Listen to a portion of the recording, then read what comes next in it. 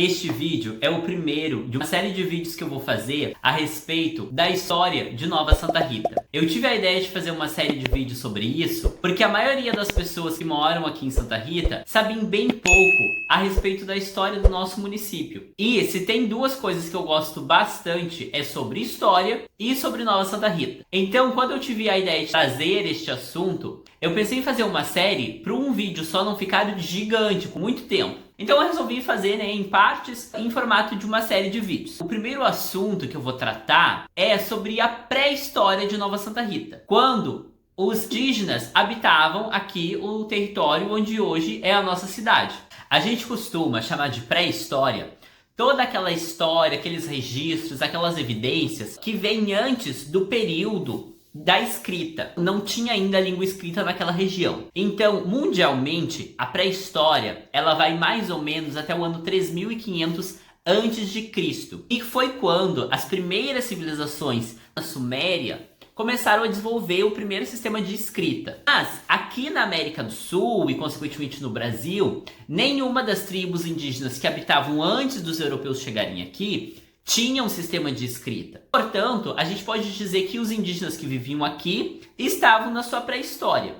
E é desse período que eu vou falar, particularmente da história de Nova Santa Rita, aqui neste primeiro vídeo desta série, sobre a história, a pré-história de Nova Santa Rita, antes da colonização dos portugueses ou talvez dos espanhóis que aqui chegaram. É claro, pessoal, que neste período não existiam os territórios dos municípios como a gente conhece hoje, Inclusive, há poucos anos atrás, os municípios eles tinham territórios diferentes, eles foram se emancipando uns dos outros. Então, quando a gente vai estudar esse período da história de Nova Santa Rita, nós estamos falando da história da nossa região, aqui da região dos vales, da região em volta do Lago Guaíba e, de certa forma, até do litoral do Rio Grande do Sul como um todo, porque não existia, assim, um território demarcado certinho, onde hoje é Nova Santa Rita. E neste período, 3 povos diferentes habitavam onde hoje é o Rio Grande do Sul, que eram os povos Tupi-Guarani, os povos Gês e os povos Charruas. E é claro que, como eu já falei, não existia uma determinação exata, um território onde cada um morava. Então, assim, existiam tribos que elas ficavam se deslocando de um lugar para o outro. Eventualmente, algum resquício histórico a gente acha, tanto dos Charruas quanto dos Gês, aqui pela nossa região. Mas, de maneira geral, o povo Tupi-Guarani que habitava aqui a nossa região. Bom, e para falar deles, então, a gente precisa se perguntar de onde eles vieram e quem eram esses habitantes, esse povo Tupi-Guarani. E a história, mais ou menos como a gente conhece hoje, baseado nas evidências, eles não deixavam registros escritos naquela época. Então, a história deles, baseado nas evidências arqueológicas que a gente tem hoje, começa mais ou menos por volta do ano 1000, ou seja, 500 anos antes da chegada dos portugueses ao Brasil. O povo Tupi, ele era um povo que habitava a região amazônica, já num tempo imemorável, que não conseguem mapear para trás disso de onde eles vieram, Mas eles habitavam a região amazônica e por volta do ano 1000, eles se dividiram em 2 grupos. Um grupo começou a descer para o sul do continente através do litoral. Então eles contornaram desde lá do Pará, o Maranhão, eles foram descendo via litoral, ocupando as faixas litorâneas do Brasil, desde lá do norte até aqui o sul. E basicamente, este povo foi os que os portugueses tiveram o primeiro contato.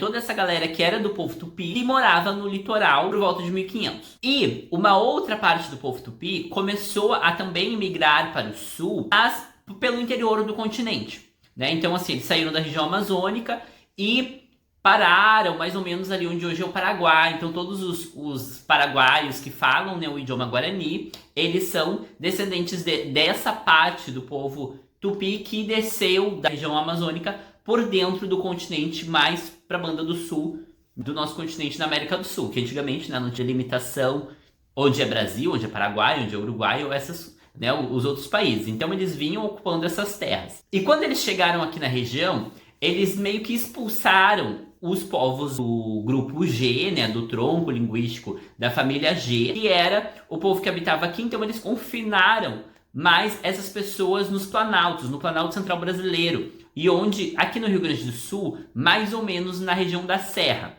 Então, os guaranis, eles ocupavam tanto a região do litoral, da região dos vales e também onde hoje é as Missões. O noroeste do estado, né, assim, mais ou menos acima da campanha, né, para o norte da campanha, e delimitado a parte mais leste do estado pela serra, onde continuaram morando os povos Gês. E, como eu falei, este povo que habitava lá a região amazônica, o povo tupi original, quando eles foram se espalhando, eles foram também se diferenciando entre as tribos, né? Aquelas que tinham alguns costumes eram iguais, as outras eles foram se diferenciando, tanto a questão linguística, quanto os costumes, o que eles comiam, o jeito que eles faziam, mais ou menos como na Europa, que a gente tem mais conhecimento, assim, da língua, por exemplo, latina do Império Romano, e depois foi dar origem à língua francesa, espanhola e também o português, né? Então, assim, eles eram um povo original, que eram todos o mesmo, e a partir do momento que eles foram se espalhando e perdendo o contato de uns com os outros, eles foram se diferenciando, né, uns dos outros. E a primeira coisa que eu vou falar a respeito de como eles eram é a aparência física mesmo, né, de como as pessoas eram, se pareciam a fisionomia delas. Então, os indígenas guaranis, eles tinham o rosto largo, né, as bochechas grandes, saltado aquele rosto bem redondinho, a pele deles era avermelhada, o cabelo era escorrido, né, o cabelinho que a gente conhece tradicionalmente, o índiozinho, né, com o cabelo escorrido, escuro. Os olhos, eles tinham os olhos pequenos, meio parecido com os asiáticos, né, o olhinho assim puxado. Os ombros eram largos e a estatura deles, comparado com os europeus ou com outros grupos indígenas, era uma estatura mediana. Eles não eram tão altos, mas eles também não eram um povo baixinho pro padrão da época, né, que a gente sabe que meio que todos os povos do mundo, antigamente, eles eram mais baixos que são hoje. Então eles não eram considerados um povo baixinho. Bom, e depois da aparência física, eu vou falar um pouquinho de como eles viviam, né? Esses indígenas, eles moravam em grupos, né? A tribo, então algumas famílias moravam juntas. E normalmente os homens, eles trabalhavam caçando, pescando e também indo à guerra, né? Porque uma das coisas que às vezes a gente não tem noção é que eles não viviam num paraíso, né? Eles não viviam num paraíso tropical. Eles guerreavam, tinham muitos conflitos entre as tribos. Então, os homens eles se dedicavam muito a essa atividade de caça. Também competia aos homens a tarefa de produzir as armas e também de construir coisas, né? Então, assim, as canoas ou as ocas, essas coisas maiores, eram os homens que construíam. Já as mulheres, elas trabalhavam plantando, elas eram as principais agricultoras, digamos assim, da cultura guarani. E além de cuidar das lavouras, de toda a colheita, elas cuidavam dos afazeres domésticos e também produziam as cerâmicas, que eram os principais utensílios dos indígenas eram feitos de cerâmica. Então eles faziam pote, panela, pratos também, né, de cerâmica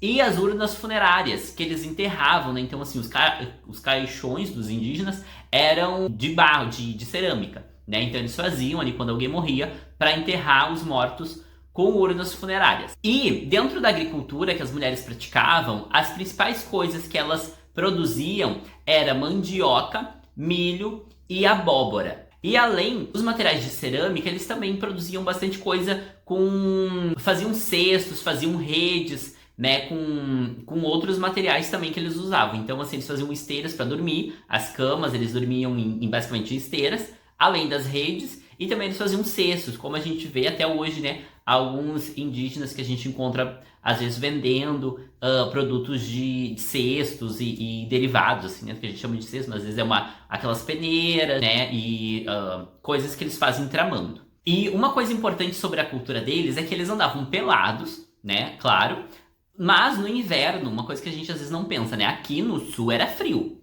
então no inverno eles tinham que se cobrir de alguma forma. Então eles usavam peles de animais para se aquecer, né, porque eles não conseguiam viver pelados, como eles viviam em outras regiões do Brasil, o ano inteiro. E além das roupas de peles que eles faziam, eles também usavam penas para se adornar e pintavam também com tinta, né, os seus corpos, os rostos também, para se enfeitar e também em alguns rituais que eles praticavam. Bom, e daí você deve estar pensando, mas por que saber sobre a história dos índios? Isso não é sobre a história de Nova Santa Rita? Por que é uma coisa tão no passado, sabe? Não tem mais nada hoje em dia, né, de ser indígena. A gente não é indígena. Naquela época nem cidade existia ainda. Por que é interessante saber disso? Nós herdamos, enquanto cultura, muitas coisas dos indígenas. Principalmente alimentação, né? Coisas que a gente come, como eu falei, mandioca, milho, eram coisas que os indígenas faziam. E também hábitos. Aqui eu estou com a minha cuia de chimarrão, né? Que é uma coisa que a gente herdou dos indígenas. Hábitos, a cultura e além do nosso sangue, que eu acho que é a principal coisa que a gente herdou, até porque, se vocês olharem pra minha cara, né? Eu tenho um pouco de cara de índio, né? Eu não sou, nem todos os meus antepassados vieram de barcos da Europa. Então, a gente herda no sangue, né? A herança dos indígenas. E é importante, mesmo que os meus parentes, eles não habitavam aqui, né? Os que eram indígenas, eles não eram desta região. Aqui nessa região existia também os povos originários aqui do Brasil. Uma das coisas que é muito interessante quando a gente fala a respeito da herança dos indígenas são as palavras